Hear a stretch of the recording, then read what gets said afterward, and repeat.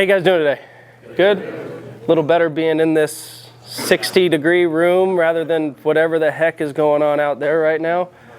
Yeah, it feels like Georgia. I spent a couple years out at Georgia Tech where it was 100 degrees with 100% humidity. I feel like we're there right now here in Phoenix. First and foremost, like Nolan said, my name's Dan Jaffe. I'm going into my third year now at Arizona State. Before this, I was the pitching coach, recruiting coordinator at University of the Pacific in California. And before that, I was an assistant coach at Georgia Tech. So I've kind of been all over the country with this one right now. First and foremost, what I like to start with in these talks, guys, is beyond recruiting, beyond anything else. The biggest reason that you guys are here is your parents. Okay, your parents' willingness to give you the time, give you their energy, the money to give you guys the best position to be where you're at. So what I tell every single kid when we start these things, the first thing you do when you leave here better be to thank your parents and give them a hug. Okay, because if it's not for them, you're not sitting in this spot, right?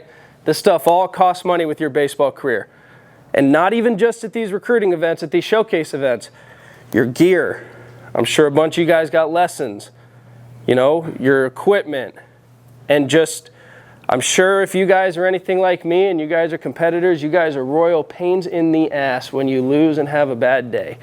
And I'm sure it takes a lot of mom and dad to not just backhand you right there. Trust me, I had to deal with it with my parents too. I thank them every day for it. Okay? So make sure first and foremost you guys thank your parents, because especially as you get into this recruiting side of it, especially as you move into the recruiting process with schools, when you move into scouting processes, all of that, you've got to rely on your parents, and your parents are going to be there for you through the long haul of it. Okay? Because I can promise you guys there is no one answer. When it comes to the recruiting side, there is no one answer on a recruiting process, on what to do to get seen, on how to get to the best school, to the school you want, whatever it is, there is no one answer, right?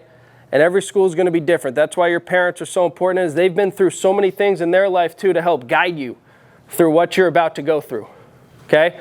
I promise you, the recruiting process, it's hard, it's long, it's tough, but at the same time, it's also going to end up being one of the most enjoyable parts of your career that you look back on, right? It is stressful. Just start with that right there. It is stressful, okay? First and foremost, how many of you guys, just show of hands, how many of you guys in here are freshmen or sophomores in just finished your freshman or sophomore year? Okay, how many of you guys in here just finished your junior year? Okay, I'm assuming, are there any 24 grads in here? Couple? Okay, no, that's cool too. But, so one thing to remember for this whole talk, okay, is if it's before August 1 of your junior year right now, understand that based on the new NCAA rules, we cannot call you, we cannot text you, we cannot respond to a text, we cannot answer a phone call. Okay, so if any of you guys are reaching out to schools by email or anything like that, understand the rules. That's the first thing that I want to preach to you guys in this recruiting process, is know the rules. I say that, and I'm probably the biggest hypocrite in the world, because the rules change about every 2 minutes. It's hard for us to know exactly where the rules always are. But the general rules for you guys, know when schools can and can't call you. I've got an email this morning, actually, from a sophomore in high school who wants to come to Arizona State on a visit. Never heard of him. He just emailed me and said he wants to visit. Well, you can't visit until September 1 of your junior year. Okay? You can't get offers until September 1 of your junior year. Right? Understand the recruiting calendar. Okay? How many of you guys have ever gone on the NCAA website and looked at the baseball recruiting calendar for a year? Yeah. Okay? That's not a lot of hands. That's the first thing that you guys should be doing. Because think about it this way. There's a few different periods to know about. If you get into something called the recruiting shutdown period, we can't call you. It doesn't matter how old you are. We can't call you. We can't text you. We can't talk to you. We can't go see you. You can't come see us. There can't be camps, nothing. It's recruiting shutdown. Dead period. We can't go out and recruit. We can't have you on campus. Okay, but we can still talk to you. Contact period, full go.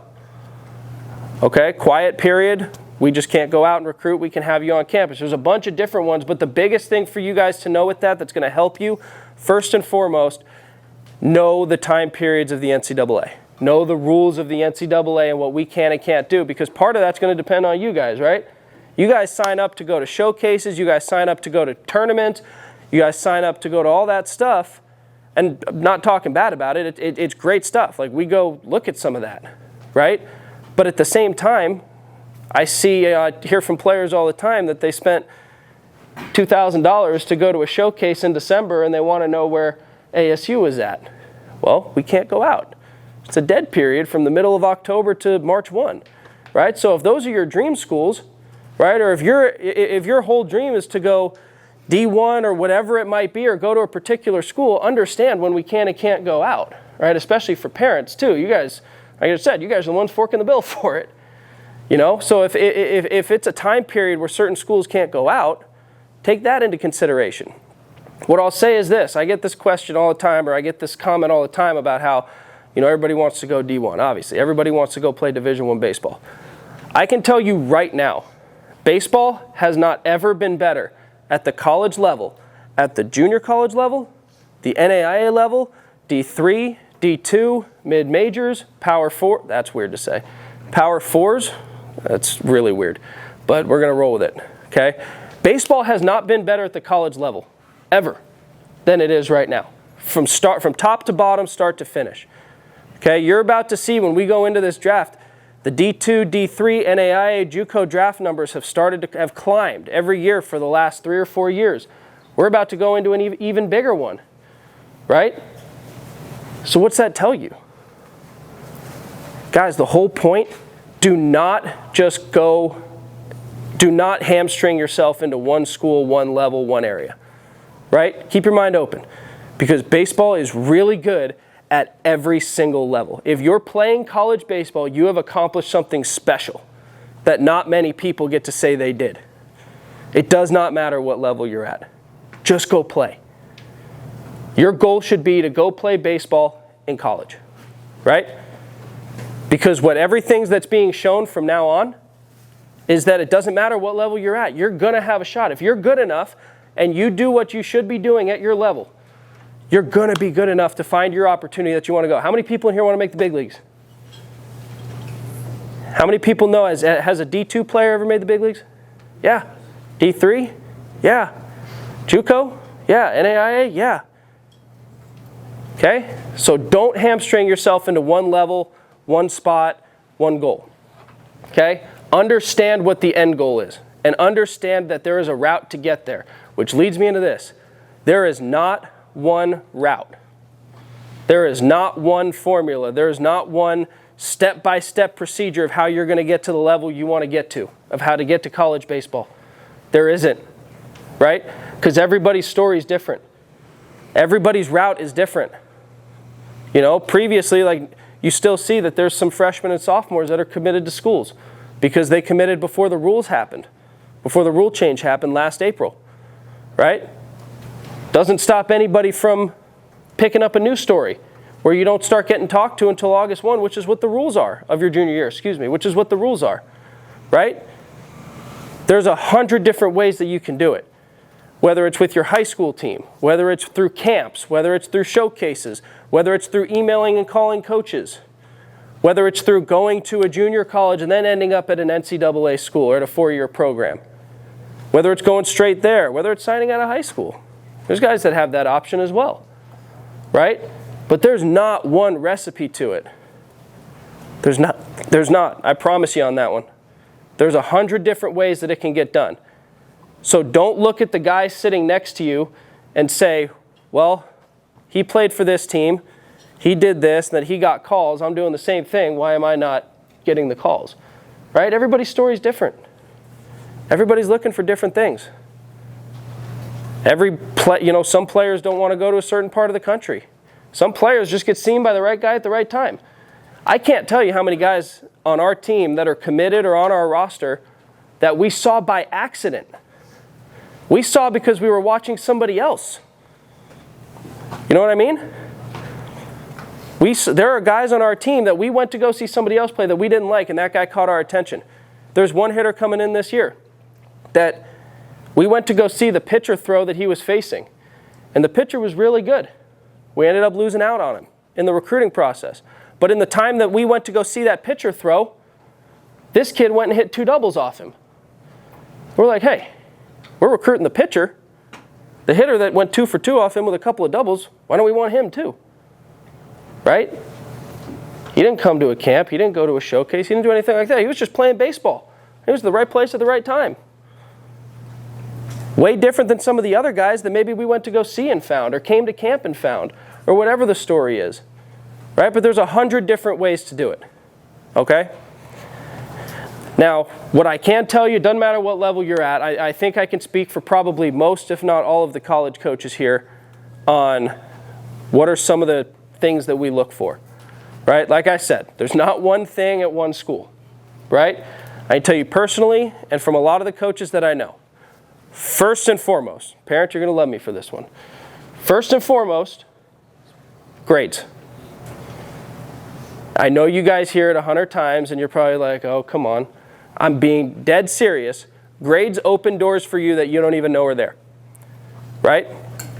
Because how many of you guys know, I'm just going to speak at the D1 level for now, how many of you guys know how many scholarships we have? How many we got? 11.7. 11.7 scholarships. How many guys on our roster are allowed to have those 11.7? 27. 32. Okay?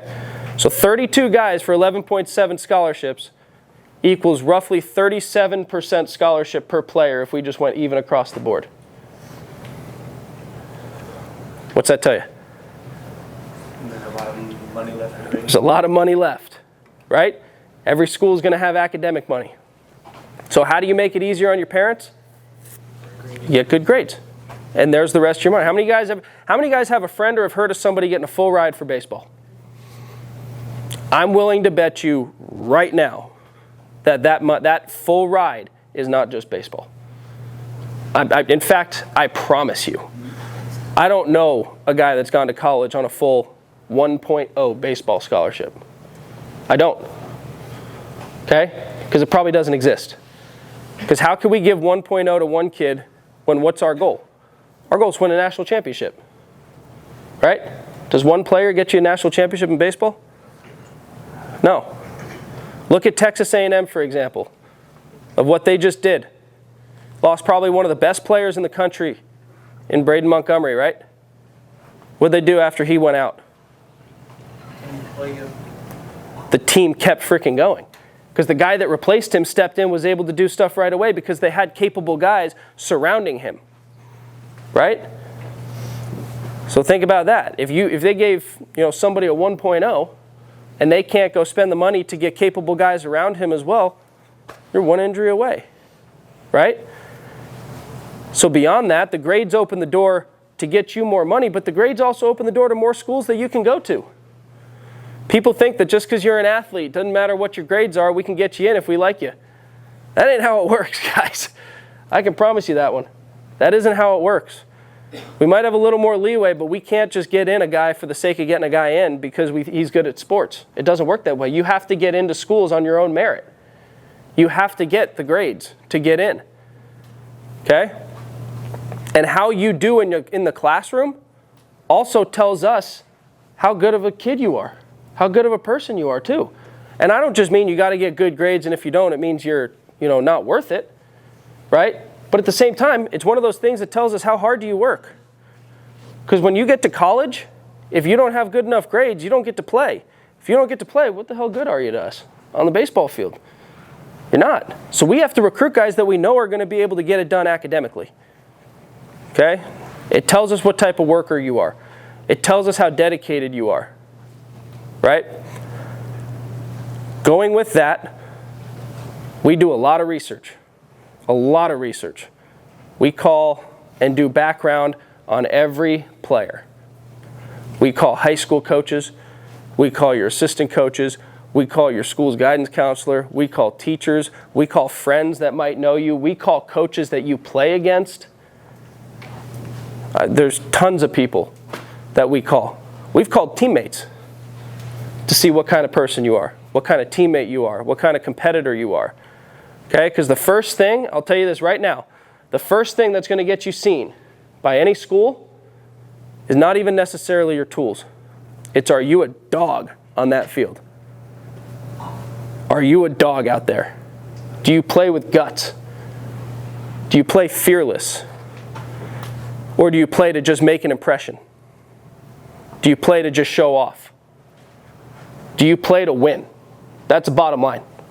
So I'll tell you this right now. We recruit, and most schools, I think I can speak for everybody, you recruit winners. We recruit guys that know how to win. We can make you better baseball players. But the bottom line comes down to you got to bring something to the table, obviously, on the physical side and on the tool side, but do you know how to win baseball games, and are you willing to do what it takes to win baseball games? Someone give me an example of doing what it takes to win a baseball game that not many people would be willing to do.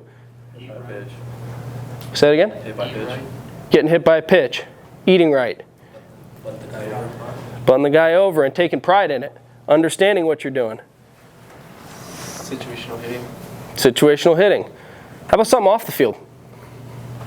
Or in the dugout? Being a leader. Being a good teammate, like cheering on your team, and then off the field, not in the dugout, weight room. Yeah. Also being a leader. Being a leader. How many guys know what it means to be a leader?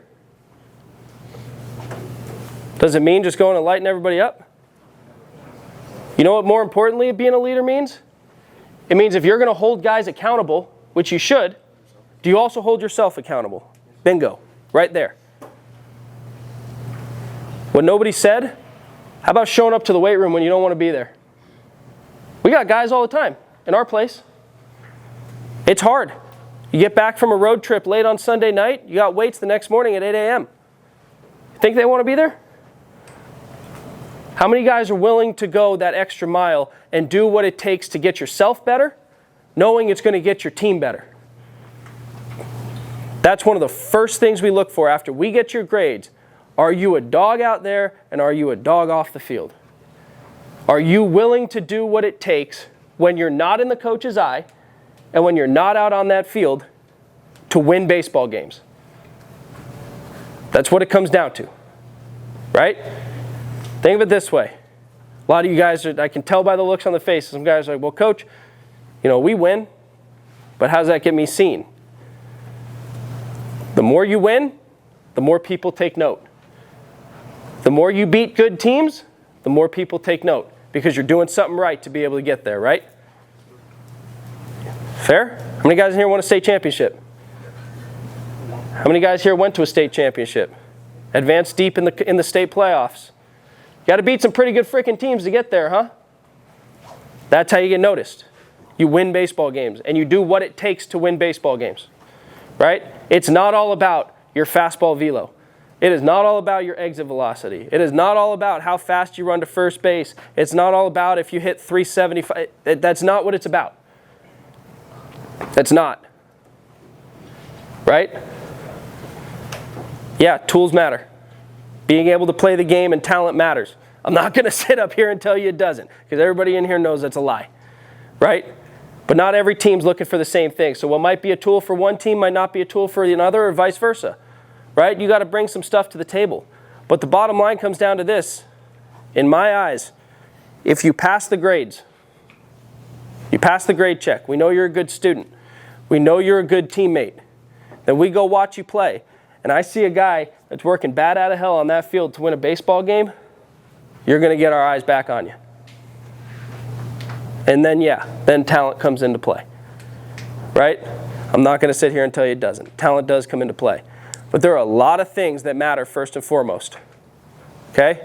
A lot of things matter first and foremost. How many of you guys know who Dustin Pedroia is?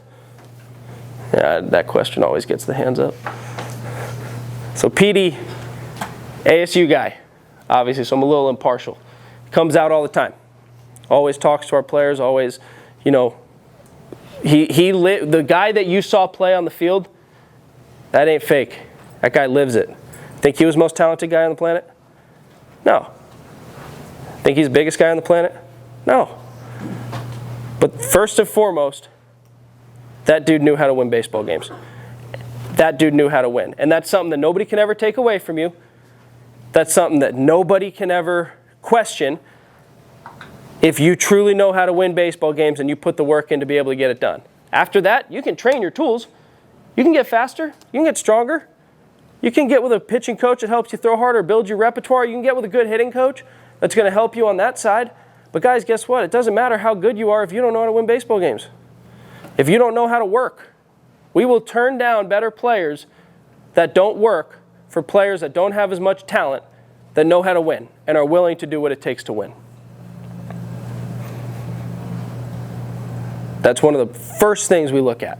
And I know I can speak for every coach that's out there in saying that. Okay? How good of a teammate are you? How hard do you work? Do you get it done in the classroom? Okay? And then on the field, yeah. How many of you guys in here play one position and one position only? And POs, you can leave your hands down. Guess what? There ain't nothing wrong with that. There's nothing wrong with that. When you do that, can you master your skill at what you do and not try to be somebody else? Okay? If you're a defensive catcher, master your skills as a defensive catcher. Work hard to get the bat going. Right? But guess what? Just like there's programs that the defensive catcher is first and foremost and the most important part of it, yeah, there's some programs out there that just want the catcher that can rake, and that's okay. That's their preference, right? But it doesn't mean, all that means is if you're a defensive catcher and there's a school out there that only cares about the bat from the catching spot, guess what? That's okay. That's just not a fit for you, right? And that doesn't mean end your dream of trying to go there. Work hard to get to that spot, but understand that that's okay. Like I said, going back to the very first thing, there's not one path. There's not, right? Show versatility in what you do. Show the ability to work hard in everything that you do, and that no matter what happens, no matter what's asked of you, everything you're trying to do is to get better and win baseball games. You do that, you're going to end up where you want to go. I can tell you that right now. You do that, you're going to end up where you want to go. Okay? Everybody's got a home at the next level somewhere. Okay? But like I said, don't be short-sighted. Don't set yourself on one spot. Don't set yourself on one level. Baseball is as good as it ever has been right now at the college level. Embrace that. And understand that if you want to get to where you want to go, there's multiple ways to get there. Okay? I know I didn't hit too much on the ins and outs of the recruiting process with specific rules and stuff like that, but I'm going to open it up to questions because I want to make sure I'm able to hit on what you guys want to hear. So parents, players, anything, what you guys got? What are like height and weight that you guys look for? Doesn't matter. It doesn't matter. You know what I mean? We've got, I'll put it this way. Our best player this last year is probably going to kill me if he ever hears me say this. He's like 5'6", 5'7". Even though the roster says 5'10". I promise you he wasn't 5'10". Also, don't ever believe what you see on a roster. It's all a lie. Take off 15 pounds and take off 2 inches. I promise. Okay? But one of our best players this year is 5'7", 5'8", maybe? Doesn't matter. Okay? It's, are you strong? Are you athletic? Okay? Those are what we look at. And do you understand who you are in the body that you're playing in? When you're getting an email from like a player, what are the first things and like the most important things you look for? I'm glad you asked that because I did get another one this morning that instantly got deleted. Number one, make sure when you email a school you have the right coach's name and the right school name in your damn email. Okay? Let's start with that. I got one this morning that said, I really want to play for the University of Nebraska. I'm like, well, okay, go ahead. This is their email. Okay? Go do a little more research next time. Okay? So first and foremost, make sure it's addressed the right way. Secondly, don't start out with, obviously introduce yourself, but don't start out with, this is my exit velo, this is how hard I throw my fastball, these are my stats from this last year. Okay? Talk about who you are as a person, as a student. Put videos in there, right? Put videos in there showing you doing what you're doing. Talk about your process and what you do. Then, yeah, you can throw some of the stat stuff in there at the end. But I promise you nobody's recruiting you for your exit velo, okay? Because your exit velo is great, but what if you only hit the ball once?